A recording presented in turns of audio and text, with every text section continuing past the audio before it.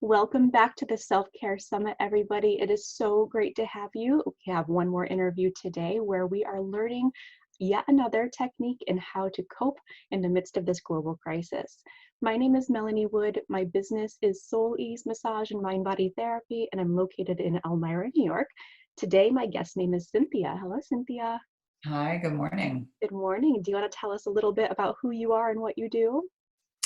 Well, I'm a Western medicine trained nurse practitioner, existed in the ER medicine and cardiology space for 20 years and pivoted a few years ago off to becoming an entrepreneur. So I have a really strong interest in nutrition and intermittent fasting. I've done a couple TED Talks, and kind of my niche environment that I work in is female hormonal health and perimenopause and menopause years and strategies to kind of keep women healthy and well. I live in Washington, D.C. with my husband and two boys who are navigating this social distancing brilliantly, if I might add. They're middle schoolers. And then I have two crazy dogs who hopefully are going to be quiet during our interview. You never know. Usually they're sleeping in a corner, but you never know with doodles. Absolutely. They're very mischievous. So right now they're quiet. Yeah, that's a little bit about me. Yeah. But I'm really excited to have the opportunity to reach out to your tribe and talk to them about ways that we can take care of ourselves during social distancing and maybe incorporate some strategies we hadn't done before, or some mindset techniques that will really be beneficial. Beautiful. Thank you. And no worries if your dogs wake up. I have cats and they have made an appearance across the screen here. We've had more cat butt than anything for a lot of the meetings and the recordings that I've done. So no worries. We love to see our pets. So I actually found you, Cynthia, through your TED Talks, and I loved what you had to say. And you were the reason that I tried intermittent fasting to begin with. Throughout the COVID-19 pandemic, nutrition and, where are we going to get takeout and what am I going to eat? And oh my goodness, I'm going to throw my scale away. And there's just like all of that is a theme on my Facebook posts, my friends talking about it. And so tell me a little bit more about how nutrition and intermittent fasting can have a big margin in self-care throughout this pandemic. Well, I think that, intermittent fasting is not truly a novel or new concept, but I think over the last probably 5 to 10 years, it's become certainly a strategy that a lot of people are incorporating into their daily lives, or several times a week or once a month. And, during social distancing, I think it's still a fantastic way to kind of stay on track. I remind people that we don't have control over a lot right now in our lives. We really don't. But there are things we do have control over. And so when we eat and what we eat are two things that we do have a bit of control over. And so for myself personally, a lot of my patients, what we're doing is we are tightening that fasting window, meaning we're being pretty, and I don't want to use the word rigid because I think that has so many negative connotations, but we're perhaps, instead of maybe doing a 16-hour fast every day, maybe we're doing 18 hours, or if there's a day where we've overindulged before, maybe like Sunday, it's Easter, you had a big meal, you maybe ate too much dessert or wine or what have you. On Monday, if you decided that you wanted, because you were still feeling a little full, you could just do one meal a day. And so what I've encouraged people to do is listen to their bodies. And unfortunately, we've been conditioned as a society that we don't listen to our bodies. We're in a rush to go everywhere. Well, right now we're in a rush to go nowhere, with very few exceptions. Obviously, essential employees are still going to work.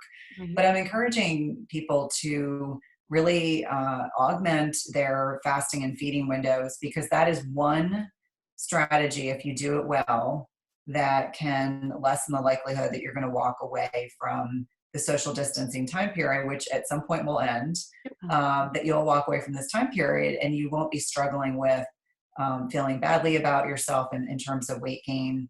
I don't like to focus on weight. I always encourage people to focus on how does your clothing fit.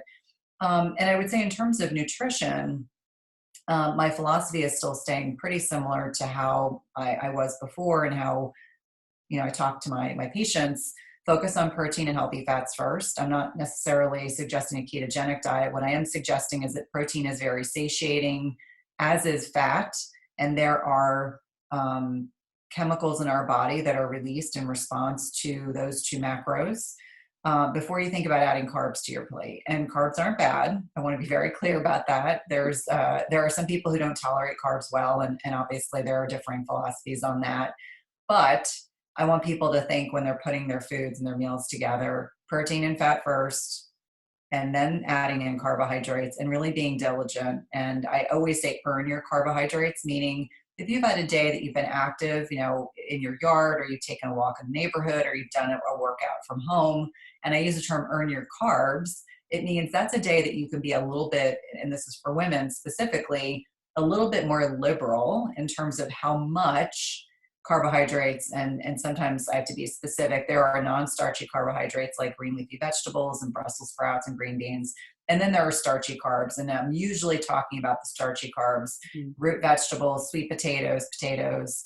I'm not a huge fan of perimenopausal women and beyond focusing on grains and gluten, largely because they end up becoming very inflammatory in our bodies. And it could be something that maybe you ate at 30 that didn't bother you, that at 45 does. And it can be hard to wrap our heads around because change sometimes can be challenging.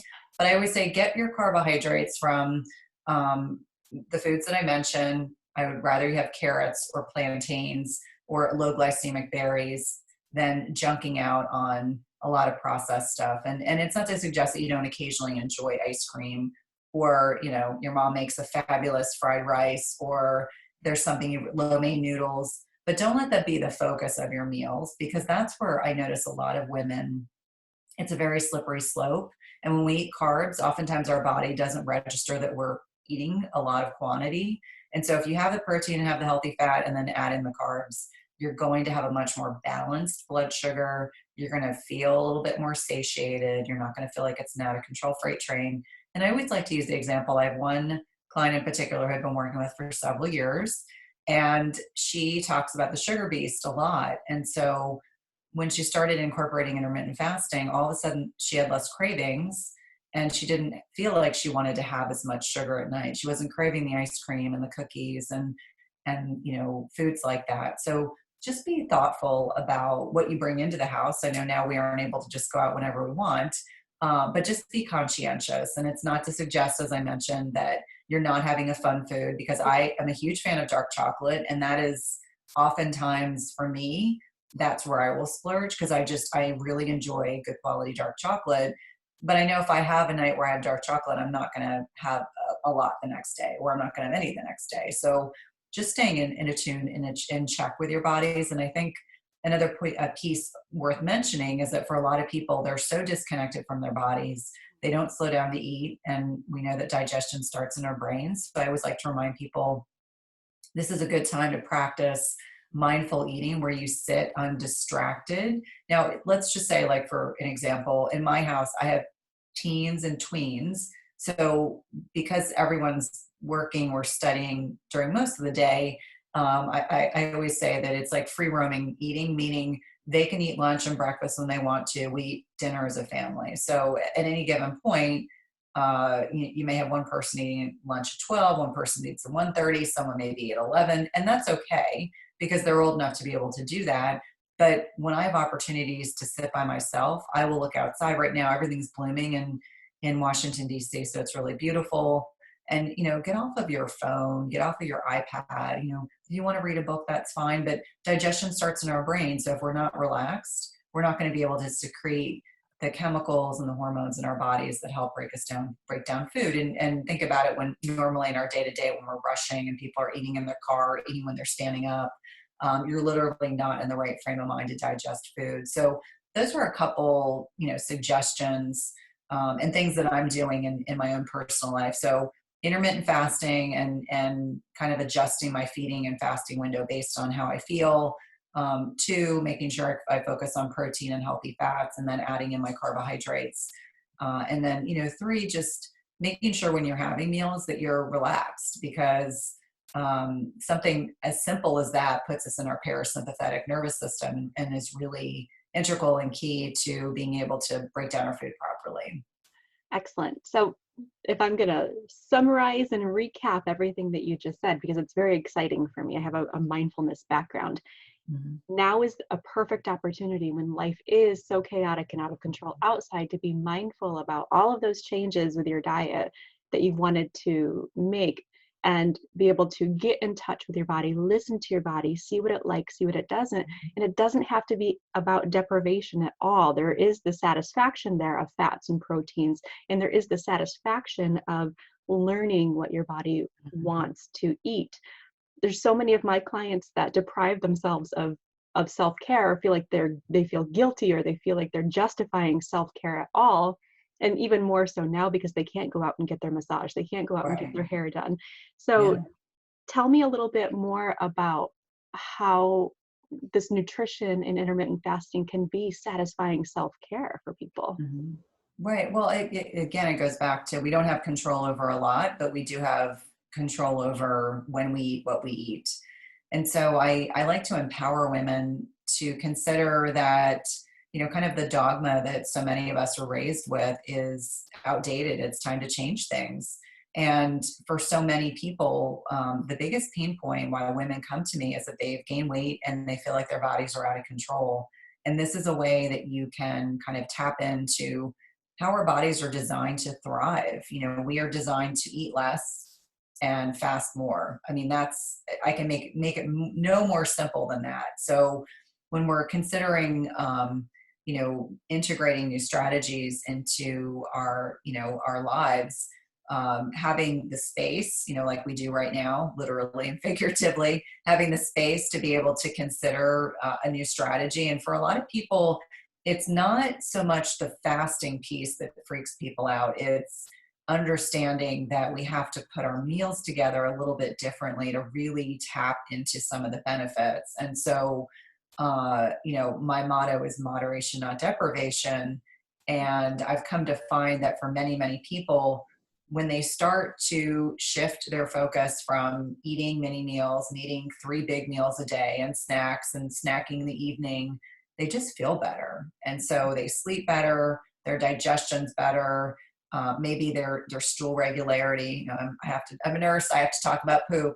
We talk about poop All all of the a time. sudden, yeah, all of a sudden their bowel movements are more regular. They have more energy. Maybe they're getting more done in the morning than what they normally would do. And then there's, the freedom of one less meal I have to worry about.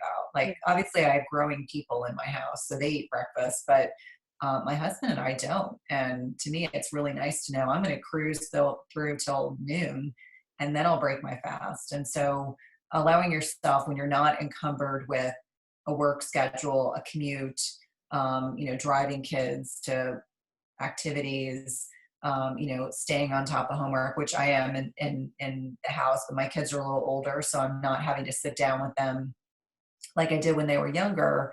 But, not being as encumbered by so many responsibilities is really now a time to prioritize you. And I always say self-care is not selfish. Mhm. Unfortunately, we've been conditioned that we take care of everyone else and then ourselves last. And I would argue that taking care of yourself first is honestly one of the best ways to practice self-care, is to invest in you. And especially now, like you mentioned, we can't leave the house to go get a massage or get our hair blown out or get a manicure or whatever it is that you enjoy doing. But you can you can honor your body in other ways. And so, sleep is really critical. I remind people you want to have 7 to 8 hours of really high quality sleep. You want to put nourishing food into your body. And it doesn't have to be complicated. Here's one thing that I find we've been conditioned that we don't know how to cook, and the processed food industry knows how to solve all of our problems. And I remind people that when we get back to cooking really simply, it's sometimes the most nourishing, delicious food. We've been grilling a ton. We grill vegetables, we grill meat, we plan out our meals. My kids have on the refrigerator, they're given 2 options for lunch because our grocery bills were just enormous every week because they With were eating all teens. day long. Mhm. And as kids, you can do that, and as adults, you can't. And so, kind of involving your family members, if you've got kids at home or your spouse, involve them in meal prep, involve them in meal planning, because then you're setting yourself up for success. Just being organized. I find for myself, normally I'm traveling a lot. I haven't traveled since I spoke on a TV segment in the beginning of March. And so I had forgotten what it was like to clean my house myself. And do all the meal prep and do all the things and kind of get caught up. And so in many ways it's a gift. I always look at this, it's a gift of time. It's a pause. It's a reset. So before you get spun out, and we all have our days. I had one day last week. I was just really, I felt like a caged animal. As an introvert, it's hard to have people in my space 24/7, but you create rituals for yourself. And one of them is honoring your health. And so maybe if you've not been taking care of yourself, you've been taking care of everyone else in your life, now is the time when you can take care of you.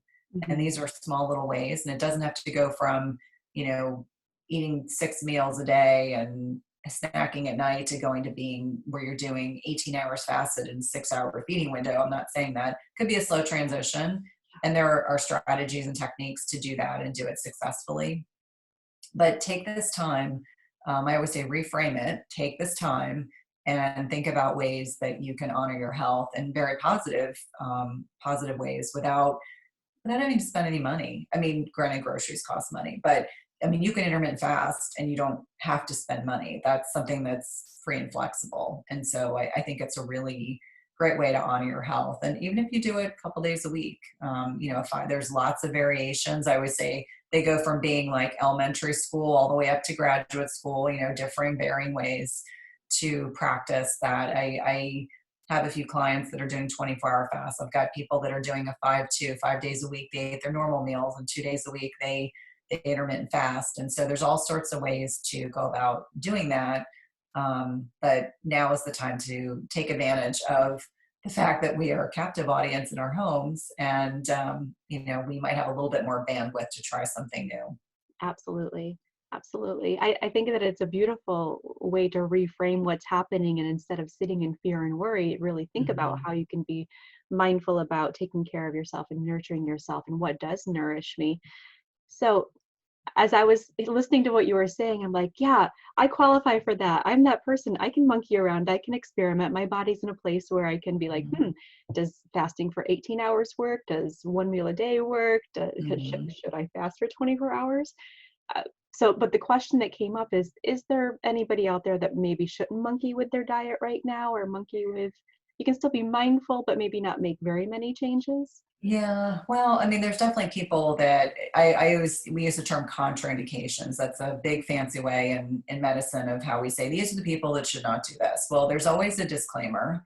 After my TED talk on intermittent fasting, I got a lot of angry emails from people who would say, but I'm the exception. I was like, I recognize that. So this is with the grain of salt of maybe not every person, but if you are a brittle diabetic, you don't know when your blood sugar is low, intermittent fasting is not a good strategy.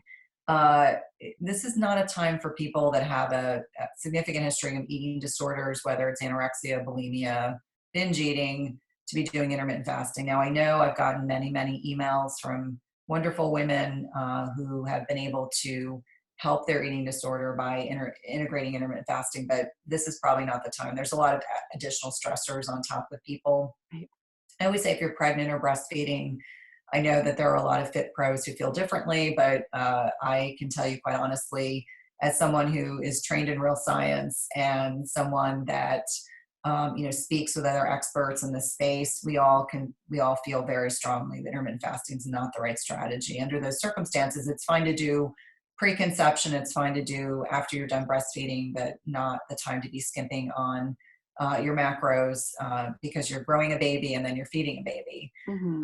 I think about people that have significant chronic health issues. And by this, I mean, if you have chronic lung disease, heart disease, liver, kidney disease, you need to be working with someone that's knowledgeable. It doesn't mean that it can't be done. It just means that you need to be working with your healthcare provider. They need to be aware. They need to know what you're doing. You need to work with someone who knows about intermittent fasting. And then I always think about individuals that are already underweight. And there are people that are that way. Maybe they were in the hospital. Actually, when I did my second TED Talk, I had been in the hospital, lost 15 pounds. And so for me, I did an intermittent fast for a few months. I wasn't at a healthy body weight, and not because I chose to get sick. It just happened. But I always use the example, if your BMI is less than like 18 or 19, you're probably not in a good position. And sometimes that can be people who are going through cancer treatment, or they've recently been ill, or been in the hospital, that's not the time to do it. But most other people, even if you do a 12 or a 13-hour fast, I think about it. Most people eat dinner by 6 or 7 o'clock at night, and then they have breakfast by 8 or 9 the next morning. And oftentimes they're already fasting 13 or 14 hours a day. So going a little longer is not a huge stretch once they make that realization and that mindset shift. And there's all sorts of strategies to get people over the hump until you're fat adapted and you're not, not focused so much on being hungry. There's all sorts of strategies, but I would say most other people, even if you do a 14-hour fast, you're still getting benefits. I like to get people to 16 hours. That's generally where we see a lot of the health benefits, but something is better than nothing, right? Small, subtle changes have big impact. So I always remind people that, it's okay if it took you 3 weeks to get up to 16 hours. That is okay. I'd rather you go slow and steady than go from eating, 6 mini meals and having snacks to an 18-hour fast. And then you end up with a migraine and you're tired and you're miserable and you're grumpy. I'd rather people be slow and steady. So be kind to your body. I give yourself some grace. I think this is the time to do it. I'm finding that people are being a little kinder to themselves because they have a little bit more bandwidth. They're getting more sleep. They're a little more relaxed in most instances. I think they can all be really instrumental. Mm-hmm.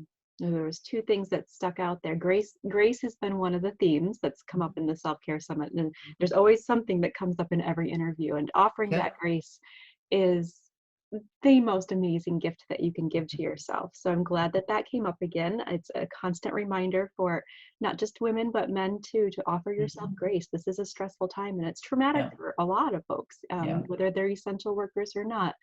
And the other theme that you mentioned is that everybody fasts. We go to sleep at night, so every single person fasts. So if you say I can't do that, you already are. You're already doing that. Right, yeah. Right. And I think that realization is really powerful, because for so many people, they get the I can't in their mindset. So I would say, like, limiting beliefs, we have to flip the limiting belief. We've got to think about reframing our mindset, because yes, people don't feel comfortable feeling hungry because they oftentimes aren't hungry. My kids were laughing the other day because I'm still tweaking macros because I'm still doing morning workouts, and then I do a very long walk in the afternoon with my dogs, and that's my alone time. That's like my clear my head. I come home, I can like make dinner and think. And so my kids were laughing, oh, your stomach's really growling. It's really noisy. And I said, well, yeah. But, I think I recognize, like, I'll get rumbles of hunger around 9-ish, and that's common. And then things will settle down again. And then, I can easily get to 12. So just recognizing that hunger is not intrinsically a bad thing.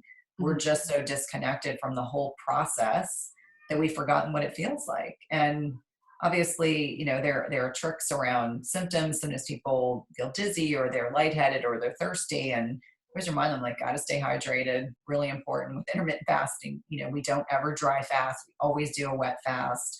But you can drink plenty of filtered water, plenty of coffee, plain coffee, no sugar, no cream. And you want bitter teas. Bitter teas are not fruity teas. These are teas like green tea, black tea, tea that is bitter, because bitterness does not release insulin, or is less likely to release insulin than something sweet. Even smelling something sweet can evoke an insulin response, and that's what you don't want to do while you're fasting. Incredible. So really important distinction. Yes. And what I've learned within myself is to change my mindset of not to I'm hungry when my belly starts to grumble, but to, oh, this is where the magic's happening. Because I've read a little bit about autophagy and some of the other technical terms that come to it. It's like, oh, cool. So 2 or 3 more hours of my belly grumbling a little bit, that's my magic. That's when my body's actually burning fat instead of me providing it even more fat to. Right. That's a great way to think about it. And that term in particular gets people very interested, the nerdy science term of autophagy. And the magic really does happen. Well, the spring cleaning of the cells, gets rid of disordered, debris that our body doesn't need. And right now, let's be honest, with COVID, I want to clean up all the disease, disordered cells that don't need to be in my body. I think that's a really, really important kind of distinction about intermittent fasting is some of the benefits beyond just, everyone comes to intermittent fasting for weight loss. They stay for all the other benefits, but that's autophagy is one that I find really fascinating. In fact, I'm taking a metabolic autophagy class right now because Nice.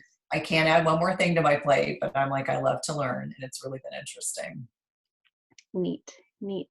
So whether people want to try fasting or whether they want to be mindful about their diet or just let themselves go because that is their self-care right now, what message would you give to our community, no matter who they are, to our global community?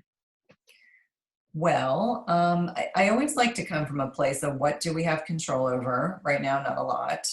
We do have control over when we eat and what we eat. And so consider the opportunity, even if you're only attempting it a few days a week, even if you just say, I'm going to do one 24-hour fast once a week, that's what I'm going to commit to, or once a month, you're still doing amazing things for your body. So even small little steps like getting more sleep, maybe doing some intermittent fasting, putting your meals together differently. I never use the term calories, I always say macros.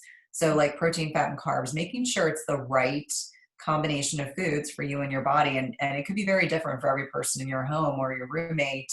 And that's okay. I just find that women, as they're pivoting into this second stage in their lives, that most, if not all, need to be most conscientious and careful about carbs. Doesn't mean you don't eat them, just don't eat too much of them. Wonderful. So if folks have some questions about should I fast, should I not fast, how do my hormones play into this? I've struggled, I don't know where to get started, and they want to contact you for those answers. How do they get a hold of you? Yeah, great question. So my website's a great start. It's www.cynthiathurlow.com. I've got lots of free resources. There are links to my TED Talk, tons of podcasts that I've done on intermittent fasting, as well as my own podcast, Everyday Wellness. There's also, we have a private free Facebook group. It's called Intermittent Fasting Lifestyle that you are more than welcome to join. And then we are going to be rolling out, I've been doing an intermittent fasting program, usually quarterly. We're going to be doing a monthly program that's going to start probably May 1st. I'm actually meeting with my team this afternoon because there have been so many people who just want more guidance. Yeah. And that will be starting, but it'll be a monthly program where there'll be daily content, there'll be live videos from me and calls, and then we'll be bringing in lots of experts. And I'm in the midst of writing a book on intermittent fasting for women. So I'm always looking for people that want to talk to me about what their intermittent fasting experience has been like as a woman. And I think what makes intermittent fasting unique for women in particular is our hormones are very complicated. Mm-hmm. It doesn't mean that it's a bad thing, but it means that we have to treat our bodies a little differently than men. Men and women generally do really well with intermittent fasting, but I find that women have some unique pivots that we need to do. And obviously, I've been practicing intermittent fasting for the past 5 years, so I have tons and tons of experience. I have an N of a couple hundred, including myself, women, and kind of seeing how it's worked well for them. So I'm also on Twitter, very active on Twitter, and also Instagram. You can find me there as well. On Twitter, it is _ Cynthia Thurlow. It's crazy. It's like I transitioned from a business name to my name, and I had to get really creative. And then on Instagram, it's Cynthia _Thurlow _. You can definitely find me there. And someone told me the other day, oh my God, I can't believe you responded to my message. And I said, why would I not have? And she said, well, so many people, when I send them messages on, Instagram or Twitter, they never respond. I try, I endeavor. If I don't, it then becomes questions that, become part of an FAQ, or if people are asking the same questions pretty consistently. I try to, create something, whether a blog post or a podcast or some type of episode. Today, I'm actually interviewing Eve Mayer, who just wrote a New York Times bestselling book with Jason Fung. And if you don't know who Jason Fung is, Jason Fung's kind of like the father of modern day fasting, I think, in my mind. He's a physician and researcher, and so I'm going to have an opportunity to connect with her. And so that podcast will be rolling out pretty soon. But she's had a pretty incredible journey to get to where she is today, and tried everything else and nothing worked, and then did intermittent fasting, and that was the first strategy that worked for her. Beautiful. Well, and I'll make sure that on the recording and the website and the Facebook post that there are links to your website and your Facebook page and your Facebook group that you mentioned, and folks will be able to find all of those lovely Awesome. resources that you're providing. And thank you so much for doing that. It's great to have somebody that believes so deeply in self-care for women, as well as has the science background. So having that balance there is a wonderful gift to our community. Thank you for what you do. Yeah, thank you for having me. It's been a pleasure. Wonderful. Well, folks, thank you so much for tuning in. We're glad to have you. Please stay safe, take good care of yourself in your way, and don't forget to offer yourself some grace. Bye for now. Bye.